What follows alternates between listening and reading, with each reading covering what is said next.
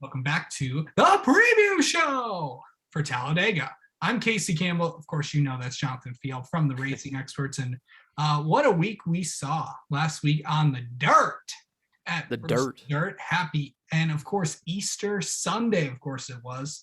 When you combine Bristol Dirt with Easter Sunday, you get a whole ton of success. You do. You really do. We had a fun race weekend at Bristol. You know, the heat races were a lot of fun for each of the series. Ben Rhodes put on a great performance. The Cup Series, I mean, you didn't know who was going to win until literally Kyle Busch backed into a win and got it done there at Bristol Dirt. So that was a lot of fun. Of course, I use that very loosely because Kyle Busch said it to Bowman and he alluded to it in Victor Lane. So some good fun. We're going to put it on a t-shirt eventually, hopefully, but just some great racing. And they did a great job with the track and preparing it before the race with the progressive banking instead of the straight banking that we saw last year, preparing the track during the weekend with how it went. Some areas where they could improve, but overall, I thought it was a lot better race weekend than what we saw last year. Yeah. And I had fun with that year too. So, I'll agree with you there. It's as you know, I was not a fan of this race. So I mean, I think with the ratings and how it is, one, Bristol Dirt's here to stay, and two, sure, Easter Sunday racing is here to stay as well, and hopefully everybody had a good Easter, a good Passover, and a good Ramadan too. Amen. Shalom. Amen. Yes. So hopefully had a good one there. But yeah, I mean, the ratings speak for itself. It's, prime time. I mean, it wasn't the highest rating thing of the weekend because, we had, of course, the NBA playoffs were well underway. Of course, there was that big Celtics Nets game, and there were a couple other games that were on that night. That I was literally flipping back between the NBA playoff games and the Bristol Dirt race to see how both of them went, with all the delays and stuff. So big night, big day for sports, and reading comments about what executives at Fox and what NASCAR said. It looks like it's a pretty positive weekend. For sure. It was a very positive weekend, and like you mentioned, the ratings weren't super high. I even overestimated what the ratings might be, but it was. Now, of course, you have to take in consideration the previous Bristol races were either rain delayed, rained out to the following day in 17 and 18, or 19, it was on FS1, or 20, it was on, COVID was happening and completely messed with everything. But it was the highest rated Bristol spring race since 2016. So a lot of success there. You could even see it in the stands as well. More well-attended event than a lot of the spring races, even going back to 16. And I really think just with this whole weekend, it's really revitalized Bristol because, before we had Bristol Dirt, we had discussions of, what's better, new Bristol, old Bristol, new Bristol, old Bristol, people wanting old Bristol back.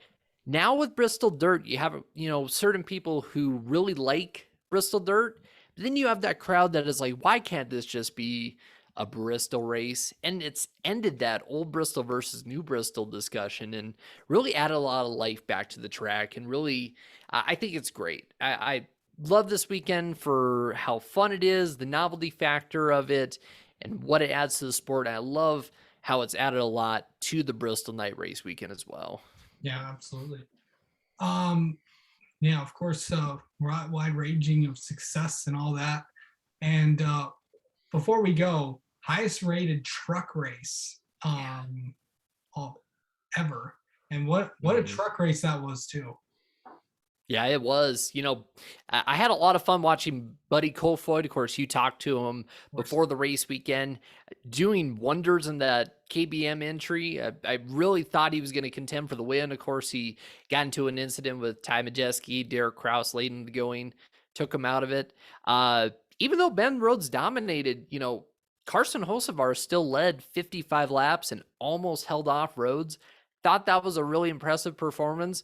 we haven't seen much out of Carson Hocevar this year, or really Nice in general. Nice has had a rough year, unfortunately, and just after everything that Carson did last year, it was fun to see him get up there and contend for the win and jump back into a playoff spot as well. So hopefully this carries into more momentum, more success for Nice and Hocevar going forward from this race.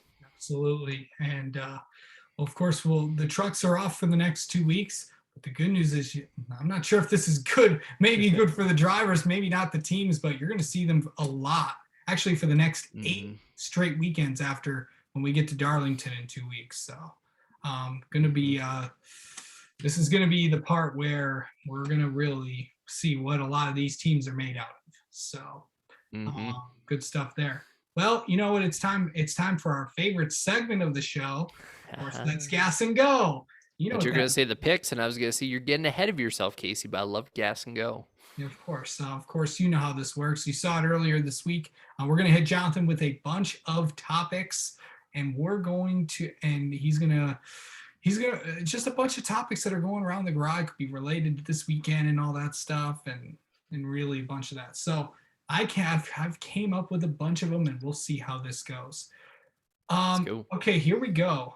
Do you think Tyler Reddick should have been more mad at the end of the race? No, and I think it was refreshing to see a contrast between that and what we saw with Sam Mayer and Ty Gibbs. I mean, it was great entertainment value, what we saw with Sam Mayer and Ty Gibbs, but to see two guys who are up and coming in the sport show a lot of respect for each other after a hard-fought battle, I thought it was fair. I thought everybody acted very well. Tyler Reddick had every right to be mad, but I thought it was a very good show of sportsmanship. All right. That was it's 7 seconds left to spare on that one, so good stuff there. Also, it was coming out of that Bristol Dirt truck race, it was also the most highly watched race ever, and it was the only race where there were no retirements out of that series. Does that surprise you, Jonathan? And a shout out to Joe Shrigley from TobyChristie.com for pointing that out. That's quite a stat. Does it surprise me? Very. Very. I mean, we know the truck drivers are very aggressive, and we've seen incidents before and wrecks and spins, and for a dirt race at Bristol of all places to be the one place where every truck finishes, my mind is blown. That's crazy. That's really crazy. Even though we had two trucks stuck together. Yeah, that's crazy. Yeah, it was. Craziness indeed. So we'll have to see how Bristol Dirt does. Speaking of Bristol Dirt next year, of course, that is returning. Are we going to see, we know the Cup Series will be there. We know probably the Truck Series will be there, but I think that there will be 3 series there next year. I think the Xfinity Series goes there as well, and possibly the ARCA Menard Series. More series at Bristol Dirt, or what about the oversaturation? That's why the trucks aren't at Watkins Glen this year, as some people have said. Are you concerned about having all 3 series there, or really not? I think it should be, I think 2 series is a good way to go. Maybe alternate it, where it's trucks 1 year, Xfinity 1 year, trucks 1 year, Xfinity 1 year for Bristol Dirt. I mean, it's a very novel thing. We saw with Indianapolis Motor Speedway when they started adding the Xfinity series, the sports cars, more series to the weekend. It kind of took away from the novelty factor of it. So I think maybe alternate it back and forth.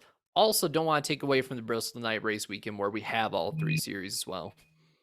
Actually, we have 4 series because the ARCA Menard Series is there as well. And also, correct, it's already 2 dirt races as well, where they've been going to for years, Springfield and DuQuoin down in the great state of Illinois, there as well. For the first time in over a month, the ARCA Menard Series is back. They're at Talladega. How exciting are you to see them back, and who are we going to keep our eye? Because there's a lot of contenders in that race, Jonathan. There are. I'm pretty excited. I mean, we saw a pretty good race at Daytona. Last year at Talladega was pretty good too. So I think this is going to be fun. This is going to be fun to see. It's fun to see Corey Heim back in the field. Of course, you have guys like Daniel Dye, of course, who is a championship favorite. You have guys like Nick Sanchez, Rajah Caruth, and others.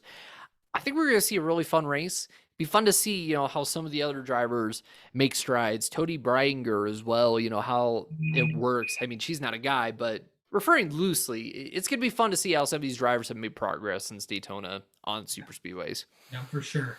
And of course, the next three races will be on FS1. So at Talladega, we got Kansas and Charlotte. A lot of races on the big tracks. Then we go to Iowa too. Then we get our first crack at a true short track, like one of the standalone tracks, Berlin Raceway, coming up in June. Can't wait to be out there.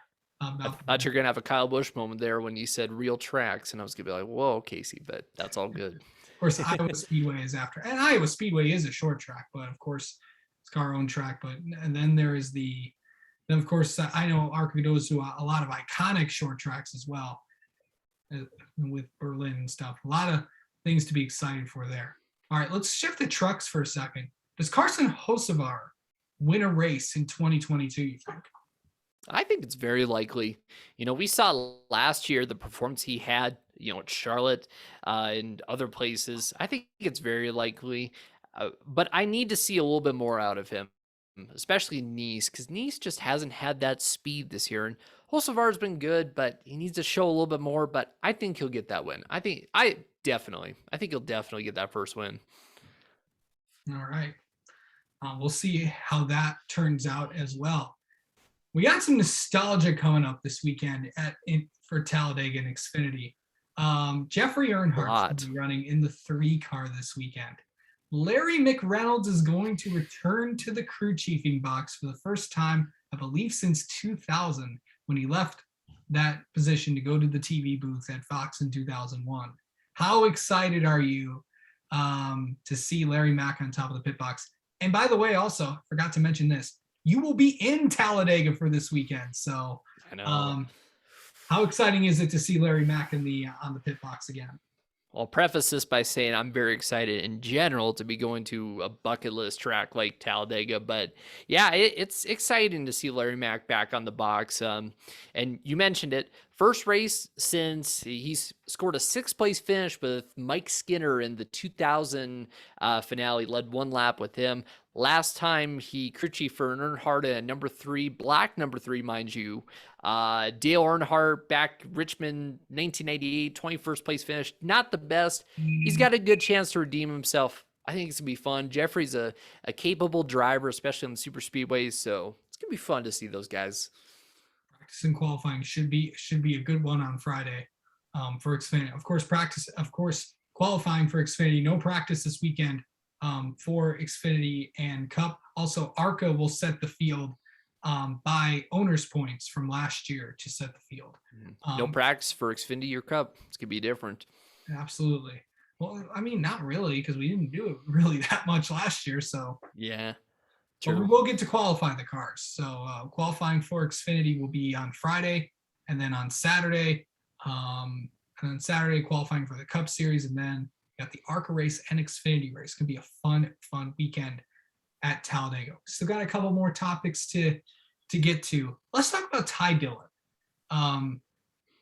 You have an interesting stat about Ty Dillon, but you can share that after. But how impressed are you with how he did last week at Bristol Dirt, and what do we expect out of the 42 team this weekend at Talladega?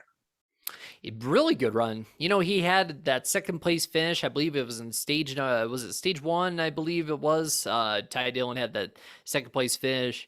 That stat that you mentioned, he scored his best career driver rating, 118 out of a possible 150. Had a really good run, top 15 a lot of the night. Typically, now also another thing, and I know that stat that I just thought of it that you were thinking of. Yeah. He also has the 2nd best average finish at Talladega among drivers who have made at least 5 starts or more. And that's all time. That's not just active drivers. That's all time. And I like seeing Ty Dillon have that run at Bristol Dirt, because we've seen him run well at the super speedways. We've seen him have a couple, maybe some calamity happens, he gets up there, gets a good finish. But this was a really good run that he had, and it showed his dirt prowess, and it was a lot of fun to see him up there with that gain scheme as well. I really love seeing that. That was fun. That was. Um, definitely Ty Dillon's going to be one to watch come Sunday afternoon. We mentioned this yesterday we mentioned this earlier this week with Nathan. Want to get your thoughts on this. Noah Gregson's going to be in the Cup race. He's got a pretty big sponsor on the car. Obviously, one of the most recognizable brands in corporate America. Wendy is going to be promoting the $5 Biggie Bag, which Nathan Solomon endorsed on Tuesday. He loves Wendy's. What are your thoughts on big companies coming back to NASCAR? That's fun. And I think that was one thing about this Gen 7 car is if the teams are spending less on these cars and having a smaller budget, they won't need as much from sponsors. Sponsors will be more willing to sponsor cars because, hey, if the team is offering you $1 million a race, or like a sponsor needs $1 million a race to sponsor a team as opposed to 600,000, that's not as desirable, and having lower costs with this Gen 7 car, it's great to see. And I think we'll see more of that as this car goes along and costs get lower and it's more opportune for companies to sponsor teams. Absolutely. Let's talk about something that's going to happen this weekend. I think a lot of people are a fan of. Dale Jr. is going to be in the Fox booth. Mm-hmm. Of course, Dale Jr. is in the NBC booth usually most weekends, but people are asking, why is he in the Fox booth? Well, it looks like if you haven't noticed, Fox and NBC are working together on their coverage of the USFL, which debuted last weekend. So that's really kind of how this partnership came together. Both networks working together, which is always good to see. Fox and NBC, along with ABC, along with CBS, along with Turner Sports, they're all competing against each other. But it's always good to see, at the end of the day, NASCAR on Fox and NASCAR on NBC has one goal: is to gain, followers, and they want the same success. They want growth the sport. That's what they kind of want to do. So this is going to be fun to see what's it going to be like. And he's going into a booth where, with Mike Joy, with Clint Boyer. Of course, he knows Boyer pretty well. And obviously, he knows Mike Joy pretty well. Really, he knows everybody because he's been all there with that time. But what do you think about Junior going in there? It'll be fun. We've never seen Junior and Boyer before in the booth together, and especially paired with Mike Joy. I think it's going to be really fun to see. And also, what a far cry from what we used to see in the past, where Ned Jarrett used to call races for CBS and ESPN, but he couldn't call races for ABC, when the ESPN crew would do it because of his contract. So awesome to see the networks working together and not having those little snags get in the way. And of course, reporters have worked for the same networks all the time. Matt Yoakum. Matt Yoakum's another one. Of course, worked pit road for Fox and NBC for along with TNT as well for six straight years. He covered every single race, I believe, in 6 straight years. So always appreciate my Michigan teammate, and of course a good friend of mine as well. And a guy we talked about before too, Larry Mack. He did the first 13 races for Fox, and then the next 6 for TNT, 07 to 14. Yeah, good stuff. Exciting stuff there. Lots of things to talk about, but that's going to do it for the Gas and Go segment. And now it's time for another favorite segment of ours. It's time for the picks. Lots of picks, a really, really close battle. The New Yorkers currently are tied for the lead in our preview show pick standings. Of course, it's Marty Zakala and Nathan Solomon. Jonathan's not too far behind them. I'm right there with you guys. So really, really tight battle. Would have been a lot closer if not for that final lap, but that's okay. So, all right. Let's get to ARCA West first. Of course, they are back this weekend as well. And for the first time since 2020, they're going to be racing at Kern County. So good stuff there. Good to see that back on the schedule. And also I want to give a shout out to Todd Souza. He's making his 100th ARCA West start this week and got a chance to talk to him earlier in the week. Go check that out. And of course, if you haven't checked out the ARCA preview show with myself and Charlie Grawl, Charlie goes all in details about all you need to know about this weekend. Of course, Charlie will be on the call for the ARCA West race, 11 p.m. Start time on Flow Racing. And of course, good stuff there. All right, who's your pick for that one? So my pick, I know we had talked about one driver in particular, but I think that Jake Drew is going to get it done. I'm excited to see how Landon Lewis does as well. That was the one driver I know we talked about. Won in his first ever start on the dirt. That was a lot of fun to see. Really nice guy got to talk to, but I think Jake Drew is going to pull it off though. Yeah, so yeah, good stuff there. Landon Lewis, of course, part of the Team Hornaday Driver Development Program, same program that Chris Wright and Blaine Perkins are a part of. Good to see Landon back out on the racetrack. Also, Amber Slagle is on the racetrack. We'll be racing in the ARCA West race as well. And we could see the first mother-daughter combination at the West race this weekend. Of course, Bridget Burgess and her mom, Sarah. Good stuff there. I've known both of them for a long time. It's would be cool to see them both out there. But I'm going to agree with you. I'm going to take my good buddy Jake Drew. I talked to Jake this week, and he's excited about this. So he's excited about this weekend.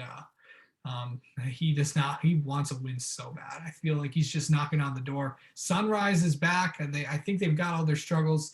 I think that Tanner Reef's going to be another tough competitor out there. Really, it's anyone can stop the Sunrise cars, because who knows? They've been pretty dominant so far this season. And Jake Drew too could use a little bit of redemption as well. That heartbreaking loss, of course, we saw it to Phoenix. That was unfortunate, but yeah, be great to see him go to victory lane. Good stuff there. All right, let's go to the main ARCA series now, the General Tire 200. First time ARCA's been back since Phoenix, and that, awkwardly enough, that's also the last time you were at the track. Charlie's gonna be very happy with me. Yes, he is. Good. Yeah. Who you got, buddy? So I've got Corey Heim. He won last year, and I just think, he's got such good super speedway prowess. He's run some truck series races. Corey Heim is my pick to win. Usually I like to go off, but I got to agree with you. I got to take Corey Heim. Look, and it's not just Corey Heim. And he's won the last three on the big tracks, on the super speedway tracks. Why do people say plates? I mean, we don't use them anymore. But Venturini Motorsports has been absolutely dominant the last 3 years. So it's a long time. Yeah, it's going to be tough to beat Corey Heim. It's going to be even tougher to beat those Venturini cars. So it's going to be a Toyota domination. It's going to be a Venturini domination, and I think the 20 car is going to be in victory lane. It's going to be a fun race. Who knows what's going to happen? A lot of interesting guys. Thad Moffitt's back. He'll be driving for Jeff McClure in the 44 this weekend. Lots of guys. And of course, Andy Jankowiak is back in the 73. Greg Van Elston, the 35. So lots of good names to keep your eye on. We talked about pizza deliveries will have to wait. Yes, of course. Yeah, Andy Jankowiak's the pizza delivery guy. And then of course, speaking of also that, Brayton Laster, of course, he got the pizza themed helmet there too. So good stuff. That's actually his favorite food. So good stuff there. All right. Xfinity now. Welcome back to the Xfinity series.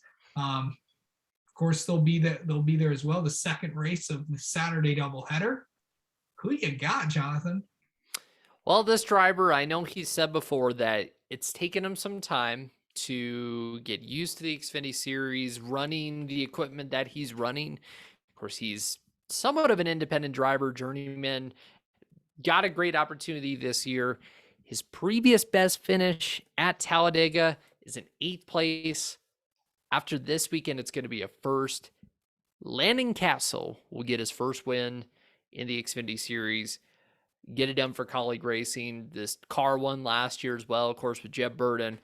I think he gets it done at Talladega. Of course, the Colleague cars are pretty dominant on there. Chevrolet's been pretty dominant as well on the Super, and also because there's so many of them. But I'm going to go away from the Colleague RCR kind of stable a little bit there. I'm going to take Sam Mayer to get it done this weekend at Talladega. Who knows? It's Talladega. Anything can happen. It's going to be some good stuff. Lots of drivers that are going to be in there are going to have a chance to win it. It's you never know what can happen in these races.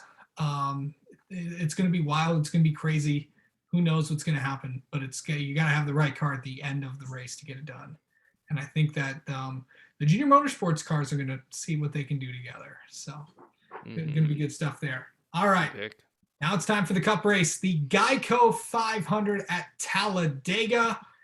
First time this Gen 7 car has been on this track, and there's nothing like Talladega. Of course, if you haven't seen my interview with the Talladega track president Brian Crichton, I cannot tell you how excited those guys are for this weekend. It's going to be a fun one.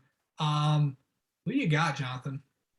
First time of the Gen 7 car, we had Brad Keselowski lead the most laps with all his super speedway prowess. I think he's going to be hungry. He's going to be looking for a win, and I think he's going to succeed. So I think Brad Keselowski, active leader in wins at Talladega Super Speedway, of course, 6 wins. Won here last year. Of course, you can throw basically everything out the window from last year to this year, except for Brad Keselowski winning at Talladega. If there's anybody that needs a win, it's him. Of course, that big, massive points penalty he got a few weeks ago from what happened a few weeks ago in the season. It's definitely going to be interesting to see with what happened here. If he gets it done, it'd be a big win. It'd be a big win and then it's actually for the first time in like 5 years that RFK has won a race. So it'd be massive for that team. I'm going to pick somebody different because that's one of the rules I put in the preview show picks to just make it interesting for the Cup Series only. I'm gonna stay in the Ford camp. I'm gonna go Michael McDowell in the 34. He's been pretty good. The front row cars maybe have not been strong at points this season, but I do believe that I think we're gonna see some good ones out there. But Mick D is going back to victory lane this weekend at Talladega. Finished third last year as well, so he's got a very good chance. Yeah, I think he's got one more place in that all 40 challenge or something. I don't know. But I think he has to finish second to do that. I don't know. But yeah, we'll have to see how that goes. But I do believe that I think the Fords are gonna be strong this weekend. Got a lot of good cars in that field, 39 of them to be exact. So good to see there. All right, well, that's gonna do it for the preview show for this week. Join us next week when we talk about Dover. But enjoy the race weekend at Talladega. Jonathan, of course, good luck and down there. Of course, you got a flight to catch tomorrow, and you'll be down in Talladega on Saturday for the ARCA, Xfinity, and Cup race this weekend. So enjoy it, buddy. We'll look forward to having you on. Maybe, who knows, we'll be here. We'll look to have you on same time, same place tomorrow for next weekend for the preview show when we talk Dover. And do not forget to follow me on Twitter as well. Jonathan, JONATHAN _ Field, FJELD. I've got a pronunciation guide to go with it. Field. Do it up. Yep, and I'm C Campbell 251 by the way on Twitter. Of course, follow updates. Of course, he'll be down there, so he'll be giving updates live from the track as well. And of course, hopefully you have a good weekend and enjoy the races this weekend at Talladega. See you next week for Dover.